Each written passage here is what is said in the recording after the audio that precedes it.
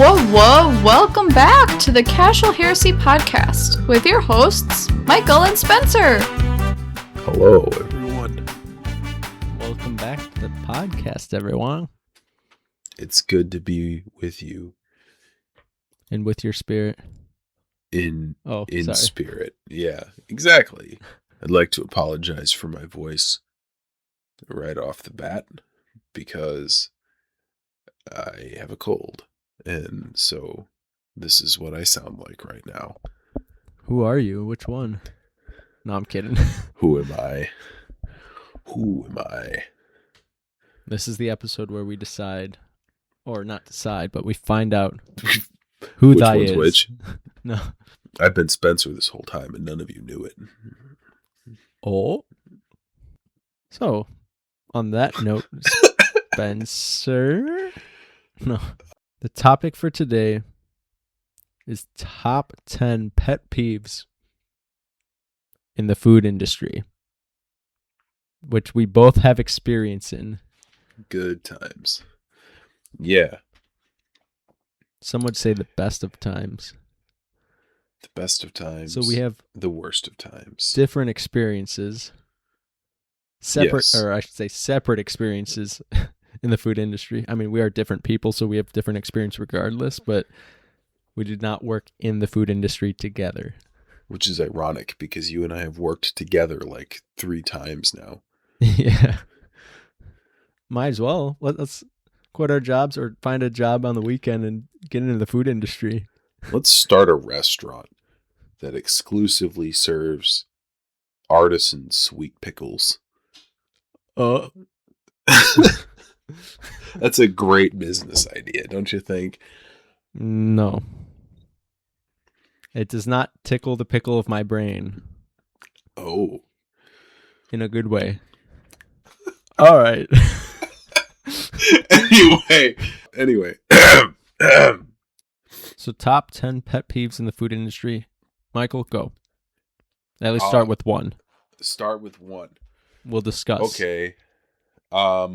Customers who are annoyed with the service for reasons that aren't justifiable. Like, I get being annoyed with the service if it's like the food's bad or the restaurant's not clean, you know, but like just people who are the customers who were there just to complain. It felt like it's like, okay, somebody's making you your food, bringing you your food on a platter, and then doing your dishes for you, and it isn't costing you as much as all of those things you would think would cost.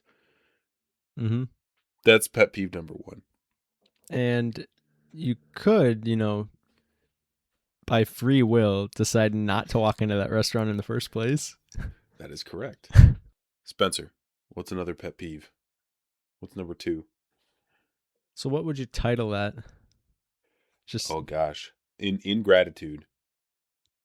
Not because there are reasons to complain. Like, I've been to restaurants where I felt like complaining, but It's not because, like, I don't know, sometimes they're clearly understaffed, or I ordered something that's gonna take an hour to cook and I should acknowledge that when I ordered it, yeah. I don't know. If I wanted fast food, I'd go to a fast food place. That's not the same thing, There you have it. Number 2. I mean, and these are in no particular order. Right. I wouldn't even say that's my top pet peeve. That's just what came to mind in the immediate. I mean, I feel like just like any sort of workplace, I guess, gossip and tension between workers and like owner and managers and just coworkers in general. Yeah. Yeah. I will say the coworkers when you work at a restaurant, and maybe your experience was totally different, but I think that's the closest I have ever been in my life to where it felt like I was on the set of a sitcom. Like, these can't be real people. Like, you just I know what you mean. A 20-pound can of tomato sauce at someone from across the restaurant. Like, that, this can't be happening. I did have siblings work with me, so that is a little different. Did that ground that feeling, or did it make it more like you were living in a sitcom? No. It didn't make it more, I don't think. Okay. It could go either way. You never know. Yeah, I mean, because they, for the most part, acted how they normally do in day-to-day activities, so it wasn't out of the norm.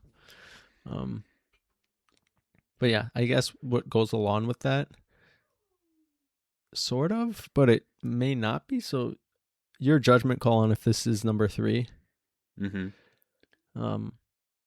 Communication, but like any work that could apply with any sort of job. Yeah, I think communication. My experience of restaurants was particularly bad. Like, the technology used to communicate, admittedly, this was like 10 years ago now.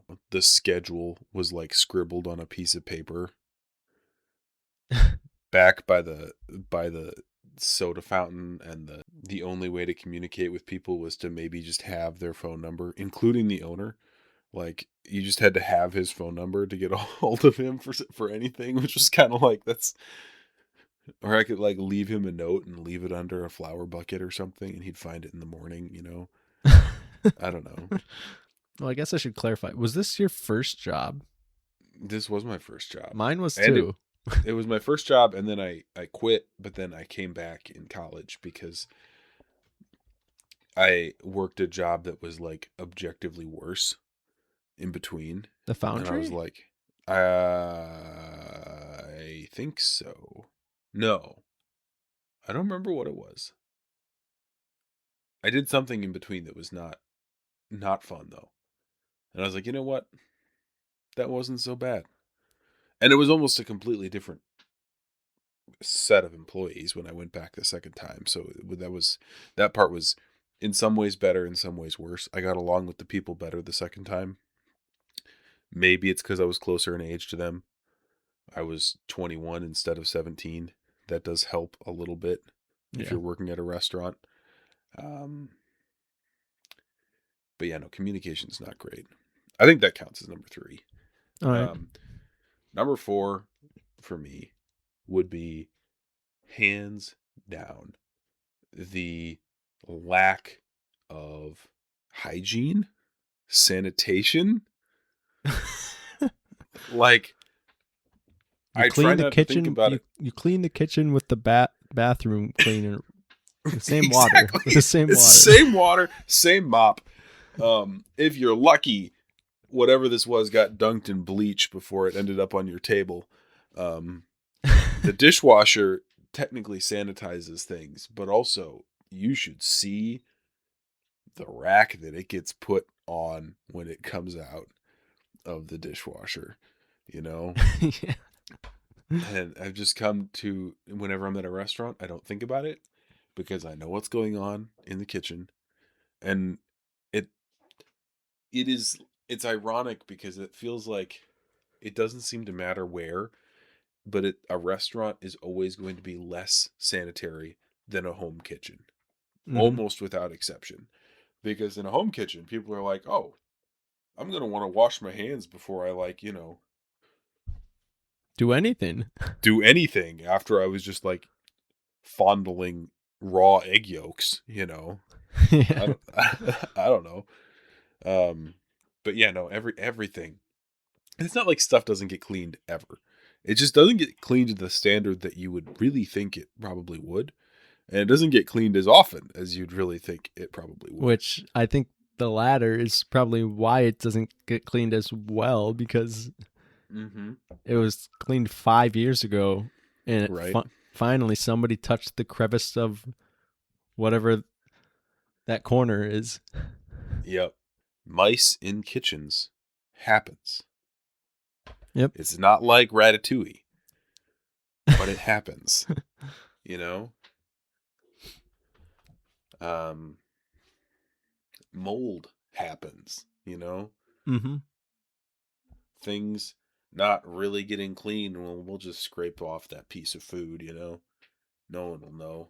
What people don't know can't hurt them, which is probably true because your immune system can take a lot more than you probably give it credit for, but it's still gross at the same time. So number 4 is just non-sanitary. Not sanitary. Would entitlement be the same as ingratitude? No, I don't think so. Entitlement in the coworkers or entitlement in the customers? Yes. Mainly, I would say customers. But I mean, I think that's different. I mean, ingratitude, when I was saying that, I guess I was mostly picturing like, yeah, I mean, kind of like I said, people expecting more than should reasonably be expected, yeah. or like being upset when they're. It's kind of like when people are mad that you're going 80 on the interstate instead of 85, which I get it. That annoys me too, but at the same time, as someone once said, you're going a whole 65 miles an hour faster than you could run, and you're upset about it. Like, it's that kind of a thing. That's mostly what I was thinking of. There were also customers that like would think they knew what was going on. Like, so I worked at a pizza restaurant, and so we'd put raw sausage on the pizza. Mm-hmm. And so, but we would touch all the other pizza toppings with the same hands we touched the raw sausage with. Yep. Which you'd think would be a sanitation thing, but it's not, because then we'd throw it in like a 650-degree oven for 20 minutes. Exactly. And like, people would come yell at us for that. Be like, "You're gonna kill people." I'd be like, "Dude, you don't know what you're talking about." Like, is the sausage cooked? Then I'm sure the little dabbles are gone. I'm not going to make you a salad out of the green pepper pieces that have raw pork sausage on them. Like, don't worry. We keep that separate. But next time maybe we will.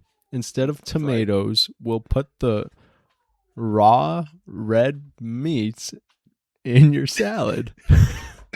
And you won't be able to tell the difference. It'll be balled up into little tomatoes. No. Mm-hmm. There was this one incident where I forget how much the guy paid. And like, I get it. Like, you don't want any more expense after paying a lot. Like, I don't know if he paid $60 or $100. I honestly don't remember. It was at least 60 for a takeout order. And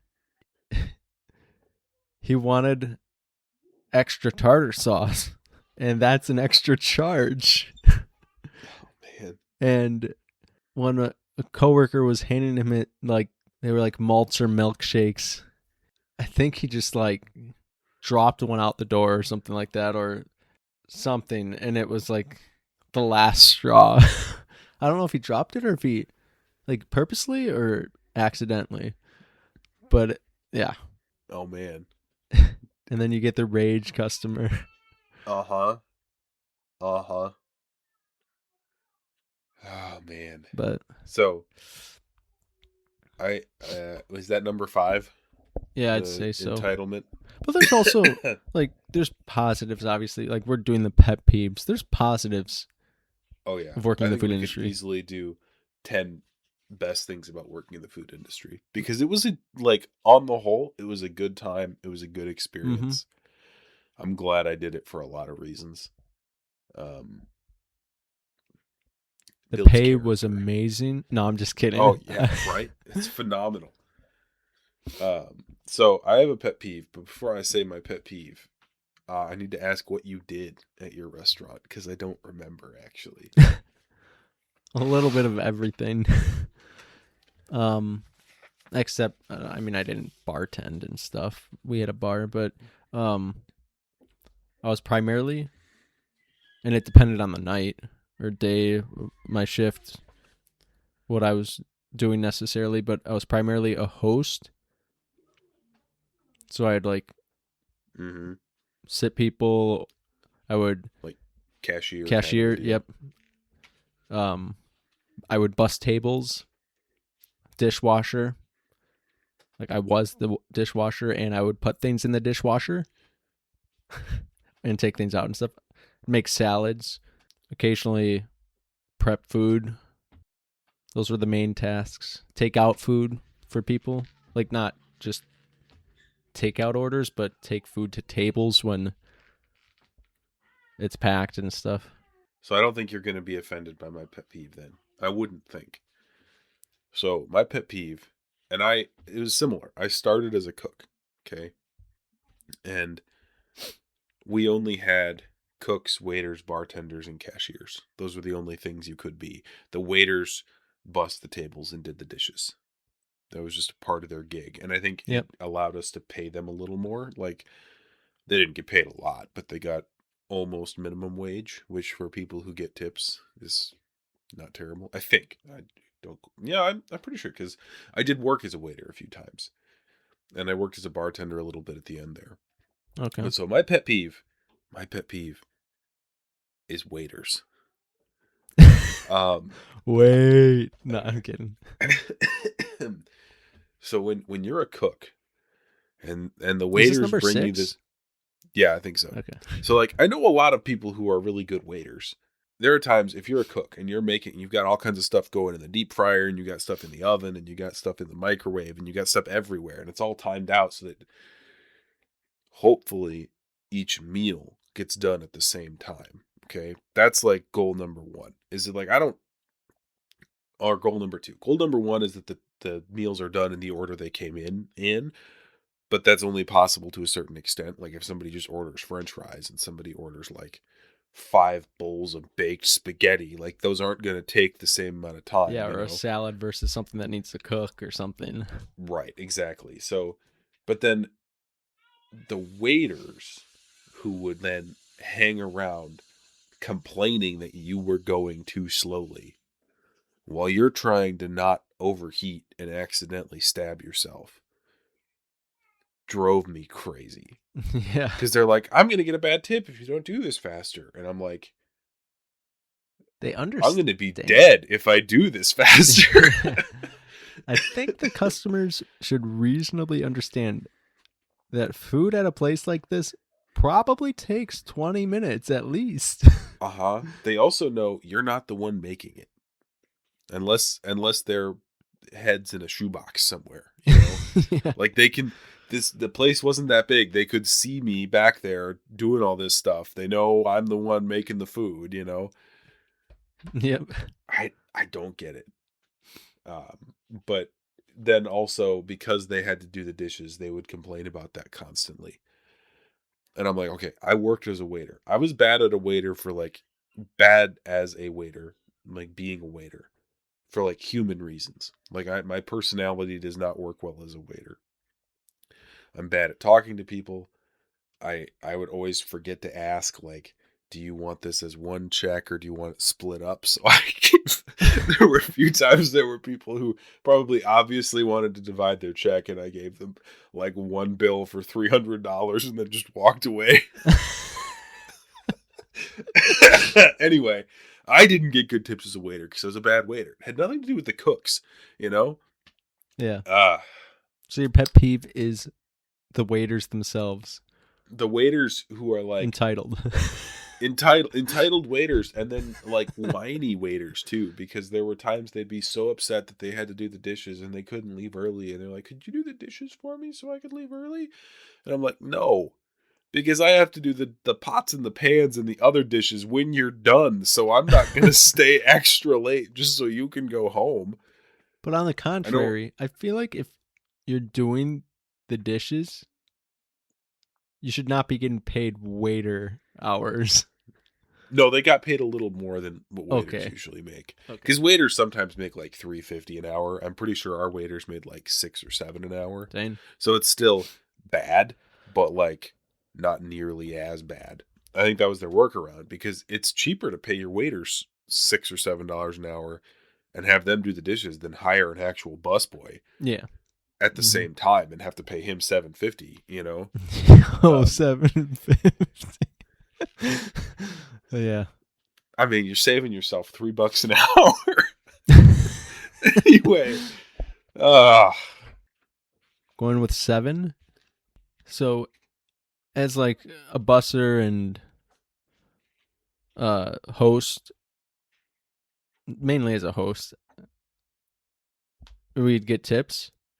Mm-hmm. And we'd share them among the hosts and hostesses. Mm-hmm.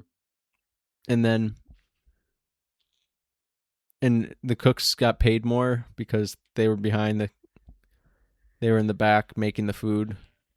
So them cooking and getting paid more was like the reason basically was because they weren't getting tips, probably. Exactly. Yes. I think this was about to be my next pet peeve if I know where you're going. So, but they changed that, and the cooks ended up getting. We had to split the tips with the cooks as well. We had to split I think we split it with everybody except for the waiters and waitresses who were already getting their own tips, which is absurd. Insane. That's actually absurd. So we were getting screwed out of money. I know what the cooks were making. Like, I had brothers as cooks. I'm not a blind duck walking into a fire. I know what's going on. For the people at home who don't know, I'll tell you. The cooks at that restaurant you're thinking of right now make enough that they don't need tips. They don't make a lot. But compared to the waiters and the hosts, 3 or 4 times what the waiters and the hosts are making. Yeah, it's at least. Yeah, so that was going to be my, if you didn't say that, like basically tips going to people who don't need tips. Because even when I was cooking sometimes, like if we'd have a to-go order and someone would want to leave a tip, I'm sure they thought it was going to the hostess. It didn't. They always had to bring it back to me and they're like, here's your $5. And I was like, I don't, what am I going to do with $5 in quarters? You know, like I'm sorry. Like, there's also positive things in that way, like not in that, but occasionally people, I mean, because I was all smiley and lovey-dovey as a host, people liked me, and I was there for 3.5, I don't know, 4 years, something like that, but like coming back from school breaks and stuff early on in college. People knew me and I knew them just because they came in often enough for takeout orders and stuff. And occasionally they would give me like a tip. They would hand me cash. They'd hand me money and say, this is for you. And like they meant like just you. So just put it in your pocket. So I'm putting that in my pocket. They explicitly said, this is for, like they do it in like a whisper almost, like take this, like this is for you. Don't let anybody else see it. It's not like this is a normal part of how this works in this country. This is for you. Exactly. It's for nobody else. They're not going to split the tips on this one. Right. Yeah. I've got one for number 8. Wasting food. The amount of food that is wasted. Welcome to America. Right. Like we had like a lunch pizza buffet. Okay. So those pizzas would sit out under a warmer and they'd get kind of grody after like 3 or 4 hours. And we'd bring them in and most people just threw them away. Like we're talking like 3 or 4 entire pizzas. Crazy. And that would happen. And they would often, it got to a point where when I was working, they would come back and just leave them on the counter for a second. And I would eat like literally half of them. Like I looked like a ravenous animal because A, I was hungry. Like I was a college student. I wasn't, but also B, like I'm not throwing away 4 pizzas. Like, I'm sorry. What? You have 2 options. No one was chewing on this. It's perfectly fine. You have 2 options. Eat the pizza that's been under the warmer for hours. Let your stomach have it, or let the garbage have it. Right. What are you gonna choose? I think there were other people that would want it sometimes, so they would often just leave it out, like regardless of me, for a few minutes. But then so much of it got wasted. Yeah. And like we would hand shred our own cheese. That's one thing I really liked about there is we did a lot of like homemade stuff, but we would always end up with this like ball of mozzarella from like the process of shredding, like from the inside of the shredder, from the little lever thing that you push down. And people would just throw that away too.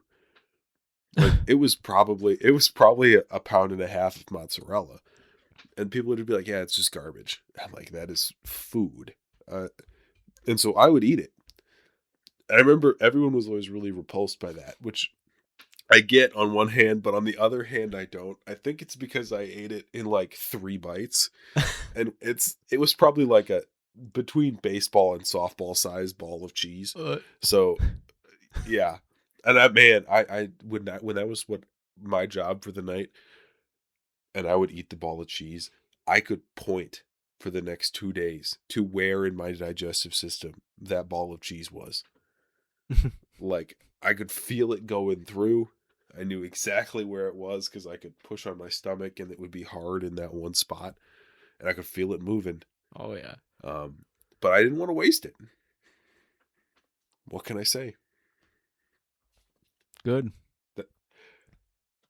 Tasty. Yummy, yummy cheese.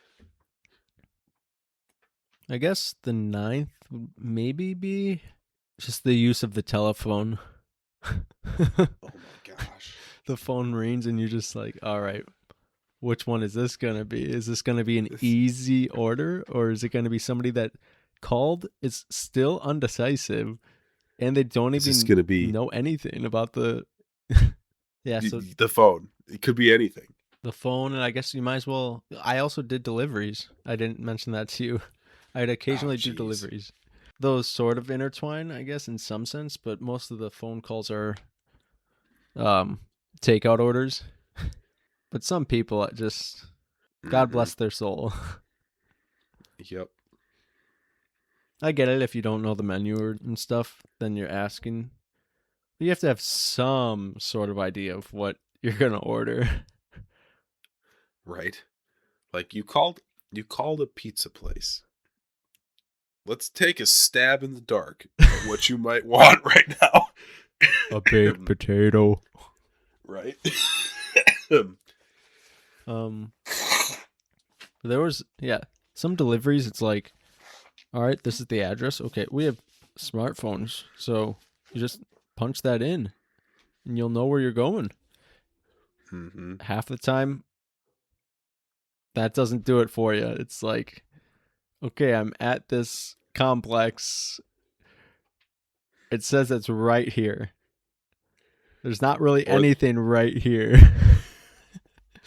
I remember one time I had somebody call for a pickup order, and they left their name and their address or something, which we didn't do delivery, but they left it. And it was totally incomprehensible. And then he hung up. And I was like, I remember I turned around to my manager and I was like, what? The only 2 words I got were 10th Avenue and pepperoni pizza. And the best part was she was like, I don't remember the guy's name, but she was like, oh, that's Brad. He calls in every Wednesday. He orders a medium pepperoni pizza. And I'm like, okay, I'm glad you know, because I sure don't. I was very rarely a cashier, and that was, I think, my least favorite part about that, was that it was then my job to answer the phone. Gotcha, yeah. I think for my final pet peeve, because I'm starting to come up with things that I liked about working there more than things that were pet peeves. Me too. I can't think really of too many more pet peeves. So the last pet peeve I am going to have is the 2 things or 3 things on the menu. There's only 2 or 3? Ordered. No, I'm kidding. Oh. Right. The things that no one ever ordered. Except for, the one time they did. And I was like, how the heck do I even make this? Like, there's no recipe anywhere. It's just a thing we have on the menu. I've never made it. No one who's worked here in the last 5 years has ever made it. Why do we even have it on the menu? Why did we let this guy order it? Like, what? Yes, that was my pet peeves. That would be my 10th pet peeve. There were a couple of kinds of pizzas and a couple of kinds of sandwiches that no one ever ordered. Thankfully, one that not only I never saw anyone order, I never heard of anyone even ordering it. That's my last pet peeve. Yeah. Those are some solid pet peeves, I suppose. There's actually others I could have done, but I didn't want to. I'm not a fan of lawsuits, and anyway, but I would say to anyone listening that working in a restaurant is actually a very good experience. It teaches you a lot about life, teaches you a lot about yourself, teaches you a lot about other human beings. Responsibility. Mm-hmm. Like any job, hopefully. Yeah, but it also teaches you like responsibility under pressure when strangers are yelling unpleasant things at you. Like, believe it or not, yeah, it teaches you human interaction face to face. All right. Well, that's our top 10 or just 10 pet peeves that we thought of in the food industry that we could say on the internet without legal problems. Now we're canceled. Right? I don't care. People can cancel us if they want to. I think that would actually be good publicity for us at this point if somebody tried to cancel us for something. Welcome to episode 2 of season 2. You canceled. We're canceled. But not literally, just figuratively. Dang, we made it far. This season 2 is going a lot better than season 1. I mean, I'd say it's a low bar, but in some respects, season 1 was a high bar. In others, it was a low bar. Well, I'm just saying if we got canceled. If we got canceled by season 2, but that can't really happen because we're the only ones who could cancel us. It's not like ABC could decide to Jimmy Kimmel us or whatever. Right? Welcome back. Anyway. No. Until next time, everyone. We hope you all have a very... Okay, we need to be personal. We need to say you, not you all. The person's listening by themselves. You person listening to this. We hope that you have a very blessed day. From Life Cheers and Mikey. From Casual Heresy, season 2 to you. God bless you. Peace.